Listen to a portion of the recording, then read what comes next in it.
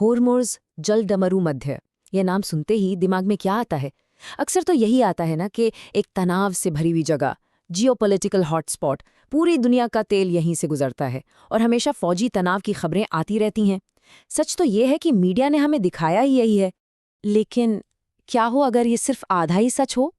मतलब कहानी का बस एक पहलू? चलिए एक काम करते हैं, इन सुर्खियों को एक तरफ रखते हैं और देखते हैं कि इसके पीछे का असली हॉर्मूज़ कैसा है। एक ऐसा हॉर्मूज़ जिसकी कहानियां बिल्कुल अलग हैं, जहां नमक के पहाड़ इंद्रधनुषी रंगों के हैं, जहां मूंगी की चट्टानें उबलते हुए पानी में भी जिंदा हैं और जहां इंसानों ने सदियों से मुश्किलों के बीच जीने की कला सीख ली है। तो चलिए फिर थोड़ी देर के लिए हेडलाइंस को भूल जाते हैं और उस असली हॉर्मूज़ की दुनिया में चलते हैं। ये वाकई एक ऐसी दुनिया है जहां कुदरत और इतिहास दोनों मिलकर कुछ ऐसा बनाते हैं जो पूरी धरती पर और कहीं देखने को नहीं मिलता। तो सबसे पहले बात करते हैं चरम स्थितियों में जीवन की। मतलब ये देखते हैं कि ऐसी मुश्किल जगहों पर कुदरत कैसे जिंदा रहती है, जहां उसका होना लगभग नामुमकिन सा लगता है। इस बात को समझने के लिए जरा इस आंकड़े पर गौर कीजिए। फारिस की खाड़ी में गर्मियों में पानी का तापमान 96 डिग्री फ़ारेनहाइट तक पहुंच जाता है, मतलब करीब-करीब 36 डिग्री सेल्सियस।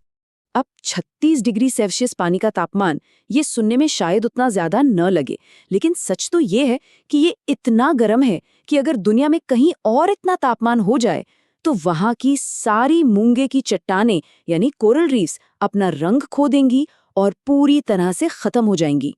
लेकिन होर्मुज़ की चट्टानें बिल्कुल अलग हैं। कमाल की बात तो ये है कि हजारों सालों में इन्होंने इस जानलेवा गर्मी में जीना सीख लिया है। ये इवोल्यूशन का यानी विकास का एक जीता जागता सबूत है।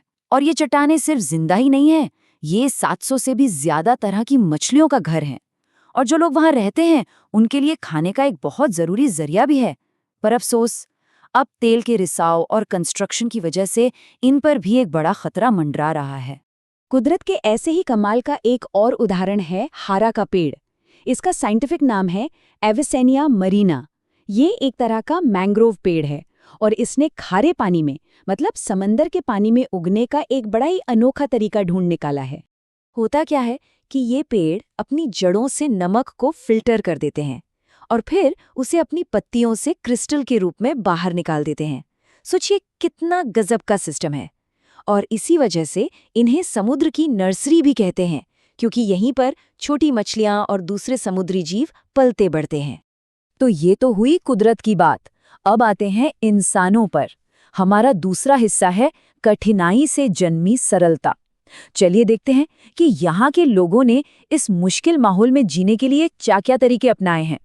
ये है बादगीर, जिसे विंड टावर भी कहते हैं। ये एक बहुत ही पुरानी, मतलब प्राचीन आर्किटेक्चरल टेक्निक है जो 120 डिग्री फ़ारेनहाइट से भी ज्यादा तापमान में बिना बिजली के इमारतों को ठंडा रखती है। जी हाँ, बिना बिजली के। और इसका काम करने का तरीका भी बड़ा दिलचस्प है। देखिए, टावर के ऊपर ये जो खुले मुंह हैं, ये हवा को पकड़ते हैं। फिर वो हवा अंदर बनी दीवारों से टकराकर नीचे की तरफ जाती है और बस इसी से पूरा का पूरा घर ठंडा हो जाता है। एकदम सरल लेकिन बहुत ही असरदार।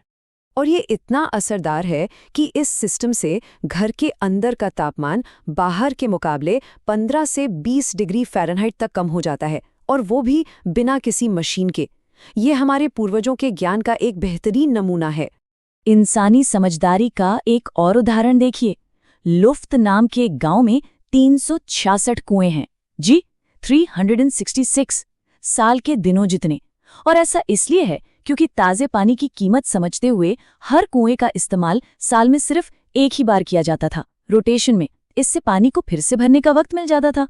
पीढ़ियों की सोच, और क्या कहेंगे इसे। कुछ ज्ञान ऐसा होता है जो किताबों में नहीं मिलता, वो कारीगरों के हुनर में, उनके हाथों में जिंदा रहता है। एक लेखक ने बहुत अच्छी बात कही है कि ये ज्ञान अब बस कुछ गिने चुने कारीगरों के शरीर में ही बाकी है। और ये बात यहाँ की लेंस नाव पर बिल्कुल फिट बैठती है। ये नावें बिना किसी डिजाइन या नक्शे के बनाई जाती हैं, बस वो हुनर जो पीढ़ी दर पीढ़ी चला आ रहा है उसी से। अब आते हैं हमारे तीसरे हिस्से पर, एक तकनीक के रूप में संस्कृति, मतलब कल्चर एक टेक्नोलॉजी के तौर पर। यहाँ की परंपराएं सिर्फ रीति रिवाज नहीं है, बल्कि ये जिंदा रहने का एक तरीका है, एक टूल है। जैसे ये देखिए, बोर्गे मास्क, इस इलाके की औरतें इसे पहनती हैं। अब बाहर के लोग जब इसे देखते हैं तो अक्सर इसका मतलब गलत समझ लेते हैं। लेकिन असल में इसके एक नहीं कई मतलब हैं। पहला और सबसे जरूरी काम तो इसका पर्यावरण से जुड़ा है। ये समंदर के पानी से टकराकर आने वाली सूरज की बहुत तेज किरणों से त्वचा को बचाता है। लेकिन ये सिर्फ एक प्रोटेक्शन नहीं है, इसका डिजाइन एक सामाजिक संकेत भी है। इससे पता चलता है कि महिला शादीशुदा है या नहीं, किस इलाके से है, किस परिवार से है। मतलब ये अपने आप में एक भाषा है जिसे बस जानने वाले ही पढ़ सकते हैं। अब संस्कृति की बात हो रही है तो भाषा की बात भी कर लेते हैं। यहाँ एक बहुत ही अनोखी भाषा है, कुमजारी। ये ओमान के एक बिल्कुल अलग थलग पड़े गांव में बोली जाती है। और इसकी खास बात यह है कि ये भाषा गुजरते हुए साम्राज्यों के टुकड़ों को जोड़कर बनी है। इस भाषा में आपको फारसी मिलेगी, अरबी मिलेगी, पुर्तगाली मिलेगी और तो और हिंदी के भी शब्द मिलेंगे। ये एक ऐसी भाषा है जिसमें इस पूरे इलाके का सदियों का इतिहास बस गया है। हम इसे एक जीता जागता भाषाई जीवाश्म कह सकते हैं। और अब हम पहुंचते हैं अपने आखिरी हिस्से पर, हमारे भविष्य की एक झलक। तो सवाल ये है कि होर्मुज़ की ये सारी कहानियां हमें सिखाती क्या हैं?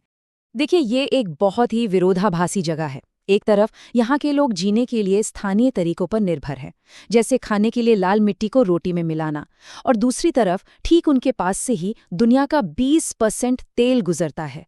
सोचिए कितना बड़ा कॉन्ट्रास्ट है।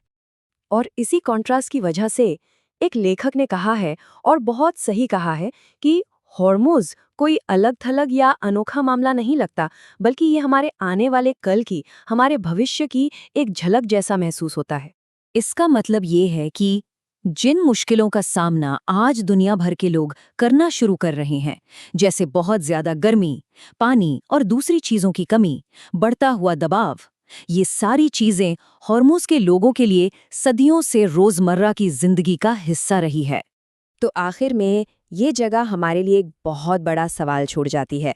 सवाल ये है कि क्या हम ध्यान दे रहे हैं? जो सबक होर्मुज़ हमें सिखा रहा है, क्या हम वो सीखने के लिए तैयार हैं?